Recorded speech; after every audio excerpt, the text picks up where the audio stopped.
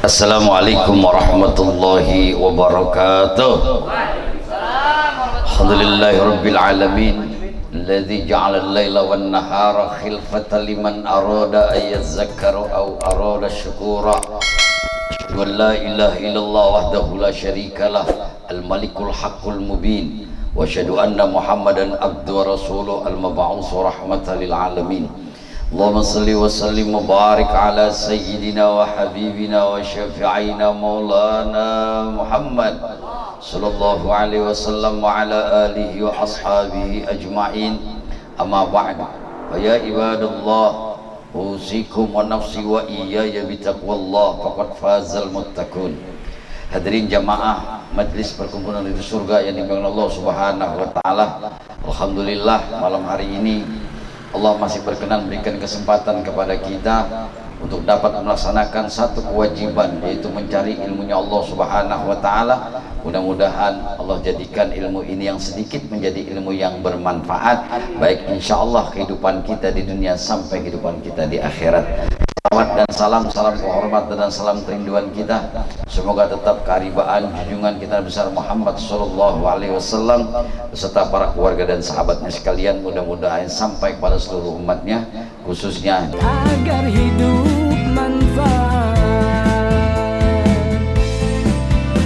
rindu surga lewati badan, mencari berkah yang kuasa, rindu surga. Semoga dijadikan oleh Allah melalui wasilahnya Rasulullah diakui sebagai umatnya. Hadirin jamaah yang dimuliakan oleh Allah, mari kita awali taklim kita dengan bersama-sama berdoa. Semoga hati kita dibuka oleh Allah untuk masuk hidayahnya Allah Subhanahu wa taala. Bismillahirrahmanirrahim. Allahumma nawwir qulubana binuri hidayatika kama nawaltal arda binuri syamsika abadan abada birahmatika ya arhamar rahimin. Judul kita hari ini adalah ruang lingkup masalah hidayah. Orang banyak bertanya, orang berubah itu karena hidayah. Orang banyak bertanya, orang itu ibadah karena hidayah. Orang itu berbuat baik karena hidayah. Orang itu baca Quran karena dapat hidayah. Sebenarnya hak hidayah itu haknya Allah. Tetapi benarnya manusia itu semua sudah dibekali hidayah oleh Allah Subhanahu wa taala. Adapun yang paling utama di ruang lingkup hidayah, yang pertama yaitu akal. Dibanding makhluk Allah yang lainnya, manusia satu-satunya makhluk yang diberikan kelebihan oleh Allah Subhanahu wa taala akalnya. Akal inilah yang bisa berpikir bagaimana Allah menciptakan seluruh makhluknya, bagaimana kita menyaksikan bagaimana matahari, bulan beredar sesuai dengan aturannya. Siapa gerangannya mengatur kalau bukan yang maha mengatur? Tidak ada satupun manusia yang bisa mengatur matahari dan bulan, bahkan bintangnya begitu banyak. Tidak ada satupun manusia yang bisa menghitung bintang yang ada di langit. Begitu juga Allah yang sudah menciptakan pada diri manusia itu sendiri dalam bentuk yang paling sempurna, dalam bentuk yang paling dibanggakan oleh Allah Subhanahu wa taala dibanding makhluk-makhluk yang lainnya. Yang paling ganteng adalah manusia, yang paling sempurna wajahnya adalah manusia, yang paling tegap langkahnya adalah manusia dibanding makhluk-makhluk Allah yang lainnya. Perlu diketahui, dengan akal kita mampu berpikir, maka ruang lingkup hidayah inilah gunakan akal kita untuk berpikir tentang ciptaan Allah. Jangan pernah berpikir tentang zat Allah, pikirkanlah sifat-sifat Allah melalui ilmu tauhid. Sifat 20 itu yang wajib kita ketahui. Kemudian bagaimana kita menerapkan sifat-sifat Allah dengan akal pikiran kita, karena dalam ilmu akidah, dalam ilmu tauhid itu ada dua dalil. Yang pertama dalil nakli, yaitu Al-Quran dan hadis. Yang kedua dalil akli, yaitu dalil akal. Akal inilah yang bisa menerima bagaimana Allah sama dengan makhluknya, sedangkan Allah punya sifat laisa kamitslihi syai'un. Allah punya sifat wahdaniyah, Allah tidak sama dengan makhluknya, dan Allah tidak ada bisa dibandingkan, diserupai dengan makhluknya. Oleh karena itu, akal inilah yang menjadikan kita untuk mendapatkan hidayah dari Allah Subhanahu wa taala. Sebagaimana samanya manusia, tidak ada satupun manusia yang sama. apapun tidak ada yang sama, karena Allah punya sifat wahdaniyah, tidak bisa dibandingkan dan tidak bisa disamakan. Oleh karena itu, mari kita sama-sama menetapkan akal pikiran kita untuk berpikir tentang bagaimana ciptaan Allah, tentang makhluk-makhluk Allah, sehingga Allah membuka hati kita untuk menerima hidayahnya. Karena hidayah inilah yang paling mahal yang dimiliki oleh manusia. Kalau bukan karena hidayah, maka sulit kita untuk beribadah kepada Allah. Kalau bukan karena hidayah, sulit kita berbuat karena Allah, beramal soleh karena Allah, berbuat baik karena Allah, menolong orang karena Allah. Karena itu semua adalah akal kita yang berpikir sehingga kita mau melakukannya. Ini contoh manusia yang menggunakan akal, yang dia akalnya bisa jadi wasilah hidayah Allah sampai kepada dirinya. Akal berpikir bagaimana Allah ciptakan manusia dari segumpal darah, kemudian dibentuk dengan tulang belulang sampai terbentuk manusia, sampai manusia itu dilahirkan. Itu semua manusia disuruh berpikir proses kejadian manusia. Bahkan akal inilah yang bisa sampai mereka tidak mampu lagi untuk berpikir dengan secara maksimal, karena maksimal berpikir manusia ada batasnya. Makanya dalam ilmu tauhid ada yang namanya dalil nakli. Ketika akal manusia tidak bisa lagi berpikir, maka kembalikan itu kepada Allah dan Rasulnya, kembalikan kepada Al-Quran, kembalikan kepada hadis Rasulullah Muhammad SAW, sehingga ruang lingkup ini tidak sempit. Ruang lingkup ini tidak sempit karena akal manusia bisa berpikir, akal manusia bisa menerima. Kalau akal manusia tidak bisa menerima, berarti kita harus kembali kepada Al-Quran dan hadis. Bulan ini bulan Rajab, kejadian yang di luar akal manusia, maka Allah tegaskan di dalam Al-Quran sudah jelas. Subhanalladzi asra bi abdihi lailan minal masjidil haram ilal masjidil aqsa. Itu semua atas kehendak Allah, itu semua atas kudrat dan iradatnya Allah, atas kekuasaan Allah. Maka manusia tidak mampu berpikir bagaimana dalam jarak waktu yang sangat singkat mampu menembus langit, sementara akal manusia tidak sampai. Karena inilah Allah menjelaskan, karena ini maunya Allah, bukan maunya manusia, bukan maunya makhluk. Kita disuruh berpikir, kalau Allah punya mau, semuanya bisa. Dan itulah akal kita bisa menerima kebesaran Allah, akal kita bisa menerima kekuasaan Allah, akal kita bisa menerima ketidakberdayaan manusia, melainkan kemampuan Allah yang melakukannya. Atas izin Allah juga semuanya bisa kita rasakan dan akal kita bisa menerima. Bagaimana sholat bisa sampai kepada kita? Proses kita itu jauh dengan Nabi, tapi sampai hari ini orang Islam wajib mendirikan sholat. Dari mana peristiwa itu? Allah tunjukkan kebesarannya, Allah tunjukkan kekuasaannya. Tidak ada satupun manusia, bahkan Nabi sekalipun, hanya Nabi Muhammad SAW yang berjumpa langsung dengan Allah melalui peristiwa Isra dan Mi'raj. Makanya di bulan ini, ayo kita gunakan akal kita untuk mengangkat derajat diri kita di depan Allah Subhanahu wa Ta'ala. Karena Rajab adalah Allah sedang membuka siapa hamba yang mau terbuka pikirannya untuk menyaksikan kebesaran Allah, maka disuruh berpikir sampai akal pikirannya bisa menerima kembali hidayah kepada Allah, kembali kepada kekuasaan Allah, kembali untuk menyembah Allah, kembali untuk ingat kepada Allah. Dan itu tanda di bulan Rajab ini adalah bulan di mana Allah membuka akal pikiran manusia. Sepinter-pinternya manusia, Allah sudah tetapkan akal manusia. Makanya dalam sastra Arab, dalam kamus Arab, kamus besar Arab, itu namanya kamus munjid. Kamus munjid itu kamus yang paling lengkap dalam dunia bahasa Arab. Dibanding kamus-kamus yang lain, pusat kamusnya itu yang ngarang orang Yahudi. Maka benarlah Al-Quran dalam surah Al-Baqarah dijelaskan, ya bani Israil lazkuru ni'mati allati an'amtu alaikum wa anni faddaltukum alal alamin. Wahai bani Israel, wahai orang-orang Yahudi, Allah sudah tetapkan engkau diberikan akalnya yang lebih daripada manusia-manusia yang lainnya. Kelebihan mereka, Allah berikan kemuliaan. Akalnya diberikan kelebihan oleh Allah Subhanahu wa taala. Otaknya jauh lebih jenius dibanding orang-orang biasa. Turunan Yahudi diberikan kemuliaan oleh Allah.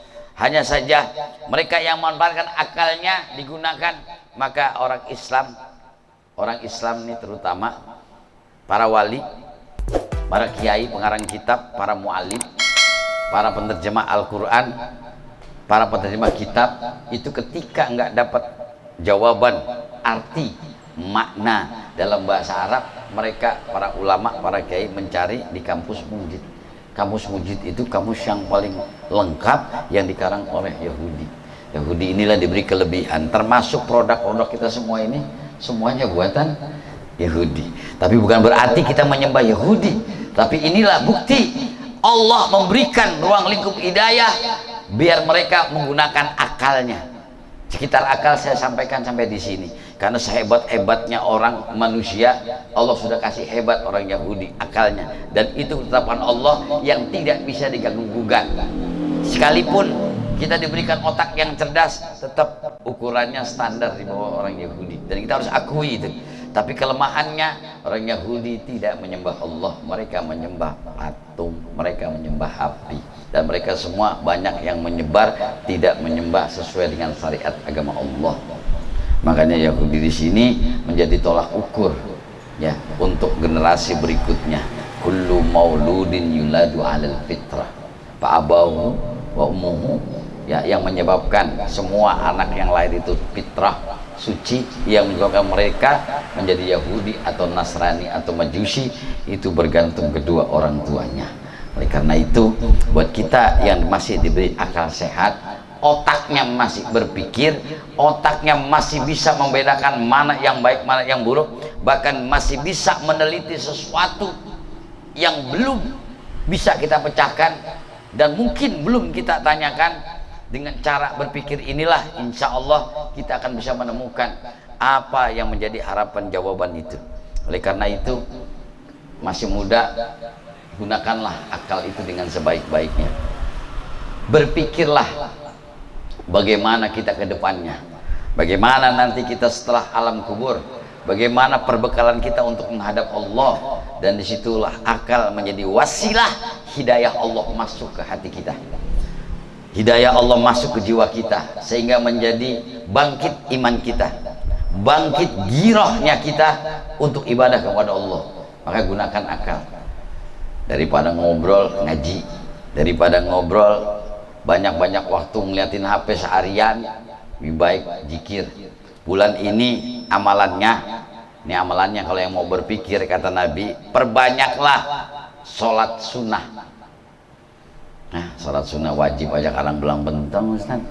Boro-boro yang sunnah begitu banyaknya. Ya udah, puasa. Ya, syukur-syukur bisalah sampai 27 Rajab, berarti 27 hari. Nggak bisa pertengahan, nggak bisa juga ya sehari-hari. Masih susah juga. Berarti nggak menggunakan akal. Allah kasih kesempatan. Masih susah puasa, baca Quran. Boro-boro Ustaz, sibuk, banyak kiriman, sibuk, banyak order, sibuk, boro-boro, saking banyaknya tuh order, lupa Quran selembar aja lupa. Ya udah nggak apa-apa, ya, udah nggak apa-apa, nggak sempat baca Quran, zikir, la ilaha illallah, la ilaha illallah, la ilaha illallah. Sempetin waktu istiqomah setengah jam, 1 jam, zikir, boro-boro tak banyak tamu, order lagi banyak-banyaknya ini, baru buka nih covid, baru sebuah buka, ya udah nggak sempat zikir, nggak sempat salawat nggak sempat juga, salawatan beri rebahan, ya beda. Kalau salawat itu serius Pak, kalau salawatan kan nyantai ya Pak ya. Salawatan nggak sempat juga nih, otak lu di mana? Itu berarti geser tuh otak. Dikasih kesempatan oleh Allah, bulan di mana Allah buka rahmatnya. Ini syahrullah, bulan Rajab, syahrulnya Allah, bulannya Allah. Allah kasih semuanya buat hamba-hambanya yang mau ingat kepadanya. Ini kalau kata orang pulang haji ini lagi baru datang, tuh korma masih banyak, ya. jam-jam masih banyak, oleh-oleh masih banyak, sudah datang, pada nggak datang juga, emang rezeki lu pahit, nggak bisa manfaatin kesempatan itu.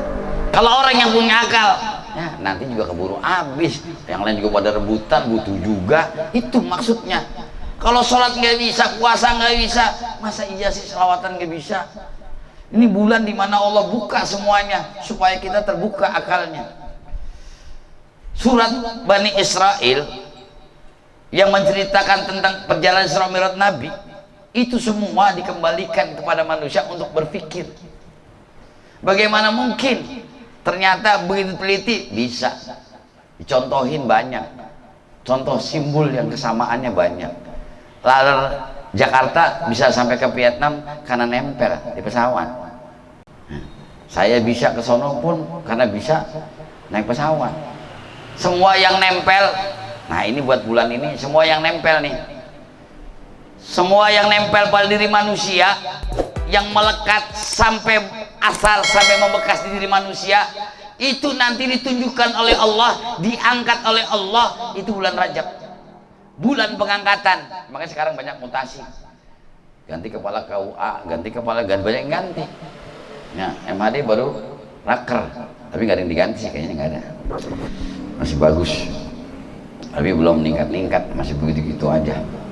Artinya kalau ngerti bulan Rajab ini adalah bulan peningkatan, action, mikir gimana caranya untuk bisa sama-sama maju, gimana caranya untuk sama-sama bisa support, gimana caranya untuk sama-sama bisa bekerja sama. Kalau orang nggak mau kerja sama, susah. Harus sama-sama kerja. Ini bilangnya kerja sama, tapi yang satu kerja, satu enggak. Itu bohong namanya. Otak lu taruh di mana? Makanya akal inilah bagaimana caranya kita bisa meraih ridho Allah lewat akal.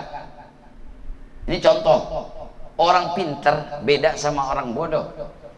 Orang pinter baca kulhu 3 kali, orang pinter ya, karena nilainya sama. Orang baca Quran 30 juz, contohnya Sayyidina Ali. Dan Nabi berucap itu nggak pernah bohong, dan itu jelas disaksikan dan semua membenarkan. Itu bedanya orang bodoh sama orang pinter.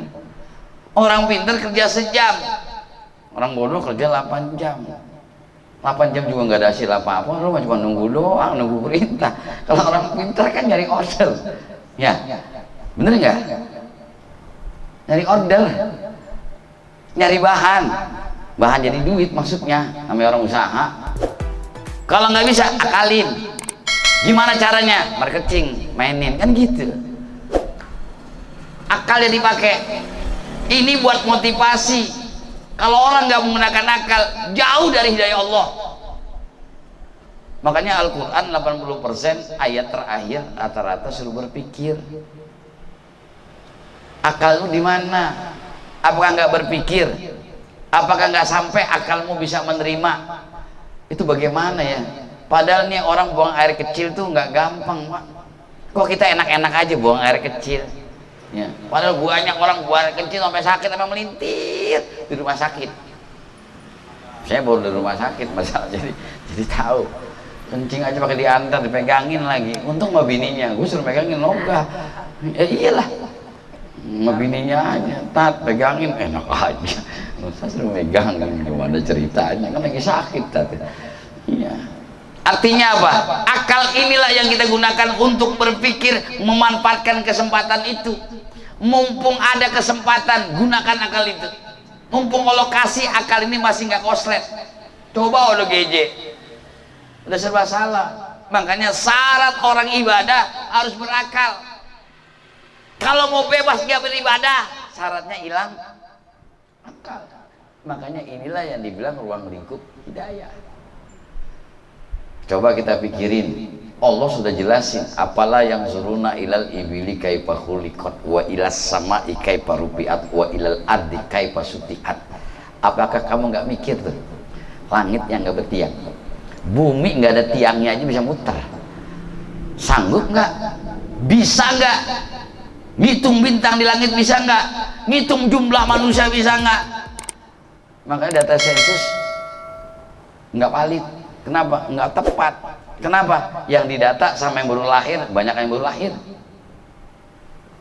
Kuburan sekarang di Dharma aja itu kalau nggak punya yang udah duluan susah nguburnya, harus ditumpuk. Nah, bagaimana caranya kita ngakalin nih supaya orang tahu kubur aja susah, ini udah hidup nyusahin ya, akalnya nggak dipakai, hidupnya nggak ada guna. Karena orang hidup nggak ada guna itu karena nggak menggunakan akal. Kalau orang menggunakan akalnya, gunakan otaknya, semua bisa, Pak. Semua bisa. Orang ibadah tanpa akal nggak diterima ibadahnya. Ayo coba aja sholat maghrib karena akalnya koslet, usolli fardul asri rakaataini, udah asar rakaataini lagi, berarti koslet tuh otak ya. Ini akal. Yang kedua, ruang lingkup hidayah. Yang kedua ini perasaan. Perasaan manusia ini sama semua, Pak. Mau lapar semua sama, mukanya pucat. Ayo lihat orang puasa kalau nggak percaya. Semuanya puasa. Jam 4 nih, udah mulai sore nih, mukanya pucat, nggak ada yang cerah. Semua nahan lapar, perasaan. Kalau bicara lapar punya perasaan, bagaimana perasaan kita ketika kita melihat orang kelaparan? Makanya Ramadan itu mendidik orang untuk belajar rasa. Lu ngerasain kan lapar, tuh kayak gitu lapar. Itu masih mendingan puasa dari subuh sampai maghrib baru ngerasain lapar segitu. Gimana manusia yang nggak makan seminggu? Bahkan sampai sekarang ada orang puasa seumur hidup udah 20 tahun. Tuh yang punya PO Haryanto tuh bis itu sampai sekarang masih puasa udah 20 tahun, tiap hari puasa. Tapi badannya bukan tambah kurus, tambah gede. Tuh, salah satunya hikmah puasa itu jauh dari penyakit. Makanya kalau yang udah banyak penyakitnya, asam urat, mata rabun, sakit pinggang, itu banyak-banyak puasa. Puasa itu salah satunya ngurangin dosa, gampangin masuk hidayah. Kalau orang jarang puasa, banyak dosa ditampung, banyak dosa yang nyangkut. Makanya puasa itu salah satu ruang lingkup orang untuk mendapatkan kekuatan hidayah dari Allah. Makanya kalau pusing-pusing, kayaknya nih serba gelisah, sholat kayaknya males, ngaji males, semua serba males, buat ibadah kayaknya males, sampai kerja juga males, misalnya puasa. Kenapa? Puasa itu langsung kepada Allah, dan Allah sendiri yang menilainya, dan Allah sendiri memberikan kekuatan itu. Kalau bukan kekuatan Allah, banyak orang puasa yang pingsan, banyak orang puasa yang mati. Karena puasa itu dibarengi dengan kekuatan Allah. Karena Allah sendiri dalam hadis dijelaskan oleh Nabi, as-shaumu li wa ana ajzi bi. Jadi puasa itu hakikatnya langsung kepada Allah, dan Allah sendiri yang berikan hasilnya, yang menilai hasilnya. Dah, yang kedua tadi puasa, ruang lingkup hidayah. Makanya orang kalau yang sering puasa, insya Allah kuat hidayahnya. Kalau orang jarang puasa, bulan puasa nggak puasa, udah itu jauh, bakalan nggak beres itu. Jangan lama kostet juga tuh otaknya, coba aja. Dibilang orang sadar, sadar. Dibilang masih gagah, gagah. Nggak puasa, orang gila itu. Iya, koslet. Berarti nggak puasa dia di bulan Ramadan. Maka disunahkan puasa. Yang ketiga, ruang lingkup hidayah, diantaranya kumpul bersama orang-orang soleh, kumpul bersama orang-orang yang alim, kumpul bersama orang-orang yang mencintai Allah dan Rasulnya, kumpul bersama orang-orang yang ahli ibadah, kumpul bersama orang-orang yang selalu mendekatkan diri kepada Allah, kumpul bersama orang-orang yang dicintai oleh Allah Subhanahu wa Ta'ala. Dan ini yang menambah kekuatan hidayah. Kalau kita jarang kumpul sama kiai, sama ulama, jarang kumpul sama orang alim, jarang kumpul sama orang yang ibadah, kumpul hari-hari sama orang yang jauh dari ibadah, itu jauh dari hidayah. Tapi kalau hidayah mau kuat, kumpul bersama orang-orang soleh, deketin orang alim, kaji ilmunya, tanyakan sesuatu yang bisa menyebabkan dia bisa dekat sama Allah. Apa rahasianya? Padahal kehidupannya biasa-biasa aja, tapi ibadahnya luar biasa, puasanya luar biasa, zikirnya luar biasa, baca Qur'annya luar biasa, baca salawatnya nggak pernah putus. Dan inilah ciri orang yang kuat hidayahnya. Jangan sembarangan. Orang kalau ukurannya dunia, banyak wali-wali yang masyhur semua, wali mastur itu banyak. Bahkan orang yang tidak disangka di mata Allah dia waliullah, walaupun kehidupannya tidak ada nilainya di mata manusia, ternyata dia ahli ibadah. Dan banyak itu dibuktikan oleh para sahabat Nabi, dicontohkan oleh para sahabat Nabi, bahkan dicontohkan oleh para tabi'in sampai ke ulama. Banyak ulama-ulama yang alim, yang kehidupan dunianya biasa-biasa saja, tapi ibadahnya sangat maksimal. Dan ini jadi contoh yang menjadi kekuatan hidayah untuk kita. Jadi sering-seringlah ketemu sama orang alim, sering-seringlah kumpul sama orang yang ahli ibadah. Jangan sering-sering kumpul sama orang ahli maksiat, lama-lama ikut maksiat, lama-lama hidayah itu jauh dari diri kita. Supaya kuat hidayah kita, sering-sering dengerin. Ini masih minggu sekali, jangan di sini aja kalau bisa, di mana aja, di mana pengajian datang. Makanya beda, karena orang alim sama orang gak alim beda, antara orang cerdas dengan orang bodoh beda, antara orang ahli ibadah dengan orang yang bukan ahli ibadah kelihatan. Itu di dunia, apalagi di akhirat. Dari sikap, ucapan, bahkan penilaian secara umum manusia pun Allah telah menunjukkan kebesarannya. Itulah hidayah. Orang mau berubah kalau bukan hidayah tidak akan pernah berubah. Orang mau jadi orang alim kalau nggak dekat orang alim nggak bisa. Orang mau jadi mubalik, orang mau jadi ahli ibadah, orang mau jadi taat ibadah, kalau nggak dekat orang alim jauh dari hidayah. Syaratnya harus dekat sama orang alim, harus ikut dengar fatwanya orang-orang alim, fatwanya ulama, fatwanya orang ahli ibadah, fatwanya orang-orang soleh, fatwanya orang-orang yang selalu mengajak orang untuk ibadah kepada Allah. Ini penting supaya kita tidak lepas daripada hidayah Allah. Inilah yang dibilang ruang lingkup hidayah. Kebanyakan orang keluar dari orang alim lepas, maka lepas hidayahnya. Kebanyakan orang jauh untuk melakukan ibadah puasa, lepas hidayahnya. Bahkan orang kebanyakan ninggalin sholat, maka lepas hidayahnya. Untuk mempertahankan dan menambah kekuatan hidayah, maka jangan lupa sholat tegakkan, jangan lupa puasa kerjakan, dan jangan lupa deketin sama orang alim. Ini penting untuk menjaga hidayah Allah, untuk menjaga kemuliaan kita di depan Allah. Maka lakukanlah sekitar ruang lingkup hidayah itu, jangan pernah ditinggalkan. Kalau ditinggalkan pasti ada yang kurang di diri kita, pasti ada yang hilang di diri kita, pasti ada yang tidak bisa kita lakukan karena kita tidak melakukan. Kalau dekat sama orang sholat, insya Allah akan dia melakukan ibadah sholat. Kalau orang suka sholat puasa, insya Allah dia akan puasa. Dan ketika dia dekat sama orang alim, insya Allah dia akan contoh orang alim tersebut, orang soleh tersebut. Makanya berkahnya orang soleh, berkahnya orang alim, berkahnya orang ahli ibadah yang menjadi wasilah orang untuk mendapat hidayah dari Allah. Kalau melihat orang alim, bawaannya ingat kepada Allah. Kalau melihat orang soleh, bawaannya ingin ibadah kepada Allah. Kalau melihat orang ulama, pengennya kita terus berusaha untuk lebih mencintai Allah. Inilah keberkahan bulan Rajab, agar hidayah tetap terjaga di diri kita masing-masing, agar kita bisa menjaganya, bahkan bisa meningkatkannya. Yang terakhir yang disampaikan, ruang lingkup hidayah. Setelahnya kita menegakkan ibadah sholat dengan akal pikiran kita yang sehat, kemudian kita puasa dengan akal pikiran yang sehat, kemudian kita bertemu, mengunjungi, bahkan berkumpul bersama-sama orang soleh, kita sudah lakukan. Dan yang terakhir, jangan sampai lupa bahwa kita lahir ada kedua orang tua kita. Ruang lingkup hidayah. Orang bisa melakukan maksiat karena saya yakin orang itu lupa sama orang tuanya. Orang bisa jadi durjana, jadi pengkhianat karena dia lupa sama orang tuanya.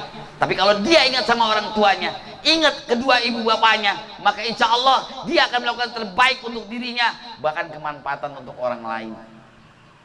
Makanya ada orang konsultasi, Ustadz gimana caranya? Saya udah gampang, kalau ingat Allah mah susah, ingat malu aja. Nah, saya susah, masih mabok aja. Ya berarti lu lupa sama malu. Malu yang lahirin, lu ingat aja malu. Enggak, insya Allah berhenti lu mabok. Insya Allah.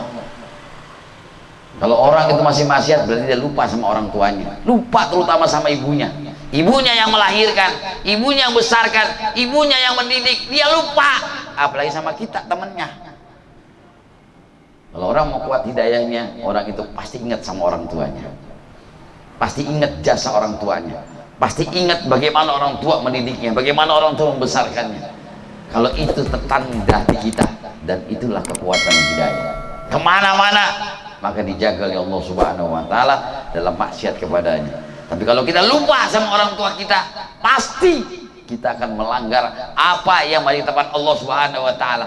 Tapi kalau kita ingat sama orang tua, insya Allah itu dijaga hidayah kita, sehingga Allah menghindari sesuatu yang menyebabkan kita menjadi orang-orang yang rugi, kita menjadi orang-orang yang celaka, kita menjadi orang-orang yang tidak mendapatkan berkah dari Allah Subhanahu wa Ta'ala lantaran lupa berkahnya orang tua, lupa kepada kebaikan orang tua, lupa kepada apa yang menjadi didikan orang tua kita. Tidak ada orang tua yang mendidik anaknya jalan yang salah. Bahkan orang tua berani taruh nyawanya untuk kebaikan anaknya, berani taruh kehidupannya untuk kebahagiaan anaknya. Tapi dasar emang anak kadang-kadang lupa sama orang tua. Oleh karena itu, jagalah hidayah ini, ruang lingkup hidayah ini, kalau kita ingat sama orang tua. Mudah-mudahan kita termasuk orang-orang yang selalu ingat jasa-jasa orang tua. Mudah-mudahan kita termasuk orang-orang yang ingat kebaikan orang tua kita. Bahkan nama orang tua tidak akan pernah hilang di hati kita. Maka insya Allah kita termasuk orang-orang yang dijaga hidayahnya oleh Allah Subhanahu wa Ta'ala. Kalau sama orang tua aja udah lupa, sama orang tua aja udah nggak inget, apalagi masih hidup dia nggak inget sama orang tuanya. Nauzubillah, ini tanda orang dicabut keberkahannya, dicabut hidayahnya oleh Allah Subhanahu wa Ta'ala, dan cenderung akan menjadi orang-orang yang maksiat kepada Allah. Tapi kalau orang itu ingat sama orang tua, tergambar hatinya, di dalam hatinya wajah orang tuanya, bahkan namanya abadi di dalam dirinya, maka insya Allah orang itu dijaga hidayahnya oleh Allah Subhanahu wa Ta'ala. Karena itu kepada para jamaah sekalian, jangan pernah lupa, kalau bisa setiap hari, enggak cuma Rabbi firli wali walidayya, tapi kita harus khususkan gambar wajah orang tua kita, gambar muka orang tua kita, senyumnya, bahkan langkah kakinya, bahkan seluruh aktivitasnya selama yang kita ingat. Insya Allah doa kita diterima dan jadi wasilah orang tua kita menjadi orang tua yang bahagia. Nggak sia-sia melahirkan kita, nggak sia-sia besarin kita, nggak sia-sia ngedidik kita, dan orang tua bangga depan Allah Subhanahu wa Ta'ala telah melahirkan anak-anak yang soleh dan solehah. Dah segini aja, karena tadi jangka waktunya 30 menit aja. Saya sudah hitung 30 menit. Bener nggak 30 menit? Ah, lebih? Oh ya udahlah. Udah, ntar saya jawabnya sambil ngopi aja lah. Ya. Jadi 4 ruang lingkup ini yang kita pegang untuk menjaga kemuliaan hidayah kita, untuk menjaga kekuatan hidayah kita, untuk menjaga kehormatan dan kemuliaan kita di hadapan Allah dan di hadapan manusia. Kalau ini bisa kita pegang, insya Allah kita akan dihadapkan dengan sesuatu yang paling indah, yang paling baik, bahkan yang paling bahagia ketika Allah sebutkan diri kita, wahai jiwa-jiwa yang tenang. Mana jiwa yang tenang? Tadi yang suka sholat, yang suka zikir, yang suka baca Quran, itulah jiwa-jiwa yang tenang. Yang suka puasa, yang suka ingat kepada orang tuanya, maka insya Allah irji'i ila rabbiki radiyatan mardiyah. Itulah orang-orang yang mendapat ridho dari Allah. Fadkhuli fi ibadi, mereka itulah diakui sebagai hamba-hamba Allah. Wadkhuli jannati, maka Allah persilahkan orang-orang yang diakui sebagai hambanya untuk masuk ke dalam surganya Allah Subhanahu wa Ta'ala.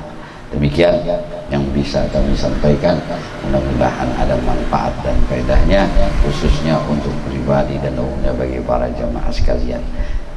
Kita tutup dengan doa kafaratul majlis, doa panjang. Al-Fatihah ala niyatil zahir wal batin wa nafsi wal ladi wal mali wal dini wa dunillah hadratin nabil mustafa rasulillah sallallahu alaihi wasallam wa ala alihi wa azwaji wa dzurriyyati wa ahlil baitil kiram syaulillahi lahum. Al-Fatihah. A'udzu billahi minasyaitonir rajim. Bismillahirrahmanirrahim. Alhamdulillahi rabbil alamin arrahmanir rahim maliki yaumiddin. Iyyaka na'budu wa iyyaka nasta'in. Shiratal mustaqim, shiratal ladzina an'amta 'alaihim عليهم غير المغضوب عليهم ولا الضالين آمين. للكريم الرحمن الرحيم الحمد لله رب العالمين الشاكر حمدا نعيما حمدا الحامدين حمدا يوافق في مزيده يا ربنا لك الحمد ولك الشكر ولك الملك كما ينبغي لجلالك الكريم وعظيم سلطانك. اللهم صل على سيدنا محمد الفاتح لما أغلق لما سبق ونصر الحق بالحق والهادي إلى صراطك المستقيم وعلى آله حق قدره ومقداره العظيم. ربنا اغفر لنا ذنوبنا ولوالدينا وارحمهم كما ربونا صغارا وجميع المسلمين والمسلمات والمؤمنين والمؤمنات الأحياء منهم والأموات إنك على كل شيء قدير. ربنا اغفر لنا ولإخواننا الذين سبقونا بالإيمان ولا تجعل في قلوبنا الذين آمنوا ربنا إنك رؤوف رحيم. صلاتنا بها جميع الأحوال والآفات وتقضي لنا بها جميع الحاجات وتطهرنا بها من جميع السيئات وترفعنا بها يا الله عندك أعلى الدرجات وتبلغنا بأقصى الغايات من جميع الخيرات الحياة وبعد الممات برحمتك يا أرحم الراحمين. اللهم نسألك السلامة وعافية في الجسد وجنة وبركة في الرزق وتوبة قبل الموت ورحمة عند الموت ومغفرة بعد الموت.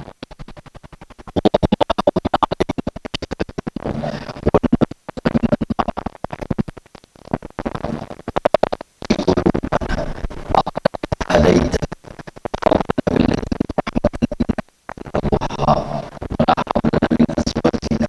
وذريتنا قرة أعين وجعلنا للمتقين إماما وفهمنا سليمان وكلا آتينا حكما وعلما وسخرنا مع ضد الجبال يسبحنا وتركنا فاعلين.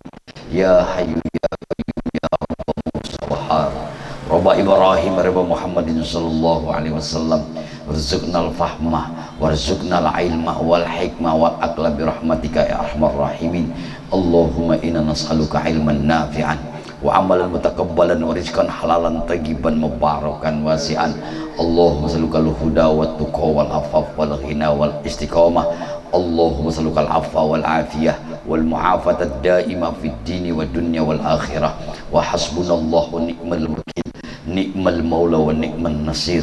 La hawla wa la quwwata illa billahil aliyyil azim. Rabbana taqabbal minna innaka antas samiul alim wa tub alaina ya rahim. Rabbana atina fid dunya hasanah wa fil akhirati hasanah wa qina adzaban nar wa adkhilnal jannata ma'al abrar. Ya aziz ya ghaffar ya alimu ya sattar ya rabbal alamin. Sallallahu ala sayyidina Muhammadin nabiyil ummi wa ala alihi wa sahbihi wa sallam bi fadli subhanaka rabbil izzati amma yasifun. Assalamun alal mursalin walhamdulillahi rabbil alamin. Terima kasih, mohon maaf, wallahul muwaffiq ila aqwamit thoriq. Assalamualaikum warahmatullahi wabarakatuh.